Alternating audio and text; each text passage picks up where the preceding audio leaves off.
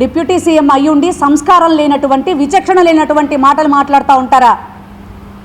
మీరు తొక్క తీసి నార తీస్తూ ఉంటే మేము చూస్తూ ఊరుకుంటామా? అంత చేవలేని వాళ్ళం అనుకుంటున్నారా మీరంతా? ఏం మాట్లాడుతున్నారు? ఈ రాష్ట్రంలో ఎవరినైనా పోషిస్తున్నారా మీరు? మిమ్మల్ని చూసి మేము భయపడేదేంటి?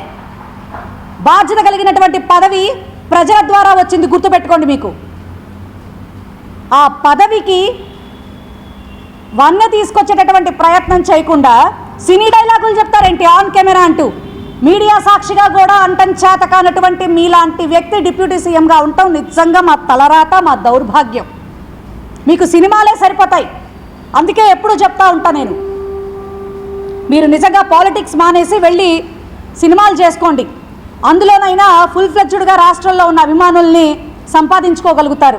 ఇప్పటికే మీ విచిత్రమైనటువంటి ప్రవర్తనలు బట్టి చాలామంది మీ అభిమాని అని చెప్పుకోవటానికి కూడా ఈ రోజున సిగ్గుపడతా ఉన్నారు.